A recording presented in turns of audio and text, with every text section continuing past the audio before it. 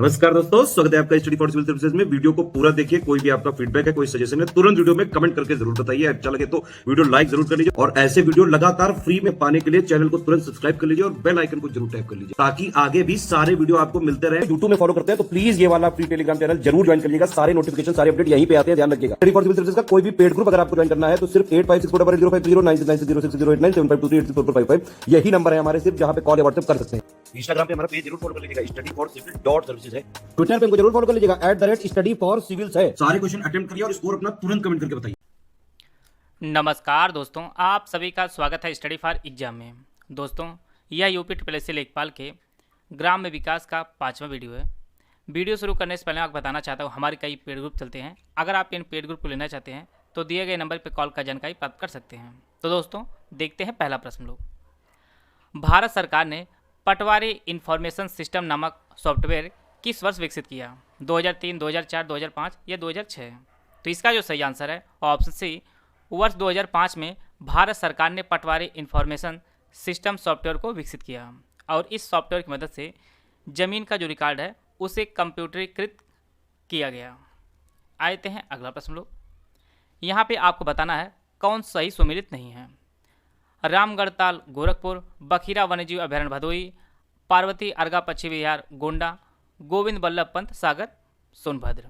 तो इसका जो सही आंसर है वो ऑप्शन बी, बखीरा वन्यजीव अभयारण्य जो है ये भदोही में नहीं है, बल्कि ये संत कबीर नगर में है।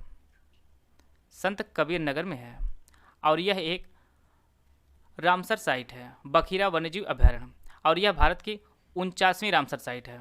और वर्तमान में टोटल जो है भारत में 49 जो है रामसर साइट है और उत्तर प्रदेश में कुल 10 रामसर साइट हैं, जो किसी भी राज्य में सबसे अधिक है। पार्वती अर्गा पश्चिमी विहार यह भी एक रामसर साइट है और यह आपके गोंडा में स्थित है। गोविंद बल्लभ पंत सागर यह सोनभद्र जिले में स्थित है और यह भारत की सबसे बड़ी कृत्रिम झील है। इसकी विशेषता, इसको भी नोट कर लीजिए आप लोग। और रामगढ़ ताल जो है यह आपके गोरखपुर में स्थित है। तो इसका जो ऑप्शन बी है वह सही है। पंचायती राज व्यवस्था किस अनुसूची में वर्णित है? 9वीं, 10वीं, 11वीं या 12वीं? तो इसका जो सही आंसर है वो ऑप्शन सी, 11वीं अनुसूची को 73वें संविधान संशोधन 1993 में जोड़ा गया था और इसके तहत पंचायतों के अंतर्गत 29 विषयों की सूची की व्यवस्था की गई थी 11वीं अनुसूची में। तो इसका जो ऑप्शन सी है वह सही है। आते हैं अगला प्रश्न लोग। यहाँ पे आपको बताना है कौन सी एक फसल जो है नकदी फसल के अंतर्गत नहीं आती है? गन्ना, कपास, तंबाकू या चावल? तो इसका जो सही आंसर है वो ऑप्शन डी, चावल जो है यह एक नकदी फसल नहीं है। बाकी आपका गन्ना, कपास और तंबाकू जो है ये सभी एक नकदी फसल है। नकदी जो फसल होती है वे फसल होती हैं जो बेचने के लिए उगाई जाती हैं। एक उदाहरण के तौर पर हम लोग समझ सकते हैं, जैसे तंबाकू लोग कई बीघे जो है वो बोते हैं, लेकिन जो तंबाकू का सेवन करते हैं वो थोड़ी थोड़ी मात्रा में करते हैं। तो कई बीघे जो है वो सेवन करने के लिए थोड़ी तंबाकू उगाया जाता है। वह सभी चीज़ जो है वो जो है बेचने के लिए की जाती है। इसी प्रकार से गन्ना का, कपास का जो फसल उगाई जाती है ये सभी फसलें जो है बेचने के लिए उगाई जाती हैं। इसका जो ऑप्शन डी है वह सही है। भारतीय बैंकों द्वारा किसान क्रेडिट कार्ड कब शुरू किया गया था? 2000, 1998, 1999 या वर्ष 2005? तो इसका जो सही आंसर है वह ऑप्शन बी, वर्ष 1998 में भारतीय बैंकों द्वारा किसान क्रेडिट कार्ड जो योजना है वह शुरू की गई थी। इसका जो ऑप्शन बी है वह सही है। और 1998 में जो भारत सरकार के वित्त मंत्री थे वह यशवंत सिन्हा थे और इन्होंने जो है यह जो किसान क्रेडिट कार्ड है इसे शुरू किया था और इसके तहत जो है किसान को कम ब्याज दर पर ऋण उपलब्ध कराया जाता है किसान क्रेडिट कार्ड योजना के तहत। इसका जो ऑप्शन बी है वह सही है। पहली पंचवर्षीय योजना का लक्ष्य कितना निर्धारित किया गया था? पहली जो पंचवर्षीय योजना का जो कार्यकाल था, जो समय था, वह 1951 से 56 था। 51 से 56 के मध्य जो है पहली पंचवर्षीय योजना थी और इसका जो लक्ष्य निर्धारित किया गया था वह 2.1% लक्ष्य निर्धारित किया गया था और यह जो लक्ष्य प्राप्त होता है भारत को वह 3.6% जो विकास है वो प्राप्त होता है। टारगेट 2.1 का रखा गया था और हमें जो प्राप्त होता है वह 3.6% प्राप्त होता है।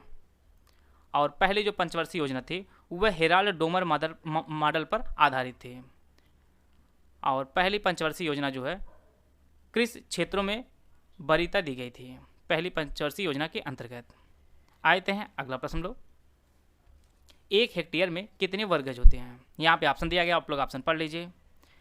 इसका जो सही आंसर है वो ऑप्शन डी, 1 हेक्टेयर में 11,960 वर्ग गज होते हैं। ये सभी फैक्ट हैं, आप लोग इन सभी को नोट कर लीजिए, याद कर लीजिए, या परीक्षा में डायरेक्ट प्रश्न पूछा सकता है।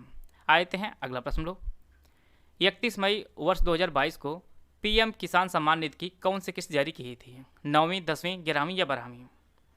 तो इसका जो सही आंसर है वो ऑप्शन सी, 11वीं किस्त जारी की गई थी 31 मई 2022 को पीएम किसान सम्मान निधि की। और पीएम किसान सम्मान निधि की जो शुरुआत की गई थी वह 24 फरवरी वर्ष 2019 को इसकी शुरुआत की गई थी, और यह उत्तर प्रदेश के गोरखपुर में शुरू की गई थी पीएम किसान सम्मान निधि। और इसकी जो 11वीं किस्त है वह 31 मई 2022 को जारी की गई थी। और इसके तहत जो पात्र किसान हैं उन्हें साल भर में 6,000 रुपये राशि दी जाती है, 3 किस्तों के रूप में 2-2 हज़ार रुपये करके। तो इसका जो ऑप्शन सी है वह सही है। भारत ने टीबी रोग मुक्त होने का लक्ष्य कब तक रखा है? 2022, 2025, 2028 या 2023? तो इसका जो सही आंसर है वो ऑप्शन ए, वर्ष 2022 तक लक्ष्य रखा भारत ने टीबी रोग मुक्त होने का। और प्रत्येक वर्ष विश्व टीबी दिवस जो होता है वो 24 मार्च को मनाया जाता है। यह भी आप लोग नोट कर लीजिएगा। आते हैं अगला प्रश्न लोग, उत्तर प्रदेश में सर्वाधिक ग्रामीण जनसंख्या वाला जिला कौन सा है? प्रयागराज, आजमगढ़, जौनपुर या सीतापुर? तो इसका जो सही आंसर है वो ऑप्शन ए, प्रयागराज। प्रयागराज में सर्वाधिक ग्रामीण जनसंख्या है। इसके बाद दूसरा नंबर है वो आजमगढ़ का है, तीसरा जो स्थान है वह जौनपुर का है, और चौथा स्थान आपका सीतापुर का है। ये सभी अवरोही क्रम में है, इनको आपको इसी ऑर्डर में नोट कर लेना है। तो सबसे अधिक जो ग्रामीण जनसंख्या वह प्रयागराज में है, दूसरा स्थान आजमगढ़ का, तीसरा स्थान जौनपुर का, और चौथे स्थान पर आपका सीतापुर है। आते हैं अगला प्रश्न लोग, भारत में कृषक दिवस किस दिन मनाया जाता है? 23 दिसंबर, 4 नवंबर, 30 जुलाई या 15 मई? तो इसका जो सही आंसर है वो ऑप्शन ए, 23 दिसंबर को प्रत्येक वर्ष जो है भारत में किसान दिवस मनाया जाता है। इसका जो ऑप्शन ए है वह सही है। और यह 23 दिसंबर को इसलिए मनाया जाता है क्योंकि भारत के पूर्व प्रधानमंत्री चौधरी चरण सिंह का जन्मदिवस 23 दिसंबर को होता है।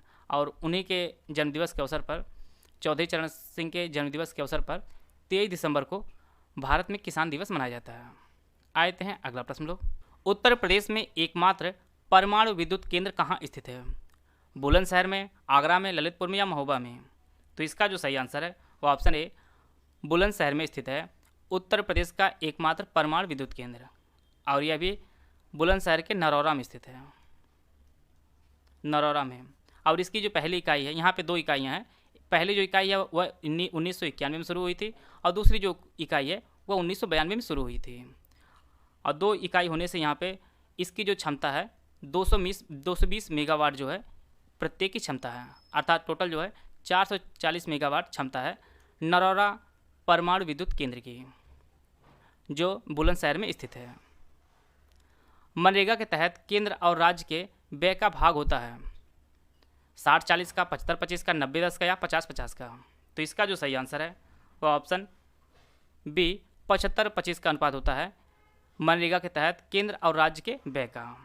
और इसके तहत व्यक्ति को 100 दिन का रोजगार जो है वह उपलब्ध कराया जाता है मनरेगा के तहत। आते हैं अगला प्रश्न लोग, पूसा रजराज जो है यह किसकी एक किस्म है? खरबूजे की, तरबूजे की, संतरा की या आम की? तो पूसा रजराज जो है यह खरबूजा की एक किस्म है। इसका जो पहला ऑप्शन है वह सही है। आप लोग जितने भी फसलें हैं उनकी किस्मों को नोट कर लीजिए, क्योंकि बार बार जितनी भी परीक्षाएं हुई लेखपाल में उनमें से 1 से 2 प्रश्न देखने को मिले हैं। आते हैं अगला प्रश्न लोग, पशुधन गणना 2018 पशु गणना का कौन सा संस्करण था? 15वां, 16वां, 17वां या 20वां? तो इसका जो सही आंसर है वह ऑप्शन डी, 20वां संस्करण था पशु गणना 2018 का। पहली बार पशु गणना वर्ष 1919-20 में कराई गई थी। पहली बार पशु गणना 1919-20 में कराई गई थी, और यह प्रत्येक 5 साल में एक बार कराई जाती है। वर्तमान में भारत में कुल 535 मिलियन जानवर हैं, पशु हैं। 535 मिलियन पशु हैं वर्तमान में। आते हैं अगला प्रश्न लोग, एक वर्ष में न्यूनतम कितनी ग्राम सभा की बैठक होनी चाहिए? 5, 2, 3 या 4? तो इसका जो सही आंसर है वो ऑप्शन बी 2। एक वर्ष में न्यूनतम ग्राम सभा की 2 बैठक होना अनिवार्य है। तो इसका जो ऑप्शन बी है वह सही है। वर्तमान में उत्तर प्रदेश के स्वास्थ्य मंत्री कौन है? ब्रजेश पाठक, जयप्रताप सिंह, स्वतंत्र देव सिंह, सुरेश कुमार खन्ना। तो इसका जो सही आंसर है वह ऑप्शन ए ब्रजेश पाठक जो है वर्तमान में उत्तर प्रदेश के स्वास्थ्य मंत्री हैं और यह उत्तर प्रदेश के उप मुख्यमंत्री भी हैं ब्रजेश पाठक। इसका जो ऑप्शन ए है वह सही है। प्रोजेक्ट टाइगर किस वर्ष शुरू किया गया था? 1972, 1973, 1985 या 1980? तो इसका जो सही आंसर है वो ऑप्शन बी 1973 में। प्रोजेक्ट टाइगर जो है वो 1973 में शुरू किया गया था और वर्तमान में भारत में कुल 52 टाइगर रिजर्व जो है हैं और 73वां जो टाइगर रिजर्व भारत का बनेगा वो गुरु घासीदास नेशनल पार्क जो है यह टाइगर रिजर्व घोषित किया जाएगा और यह जो है छत्तीसगढ़ में स्थित है। 53वां जो है वो गुरु घासीदास बनेगा जो छत्तीसगढ़ में स्थित है। आते हैं अगला प्रश्न लोग। ललित किसकी एक किस्म है? आम की, अमरूद की, नींबू की या नाशपाती की? तो ललित जो है ये आपके अमरूद की एक फसल है।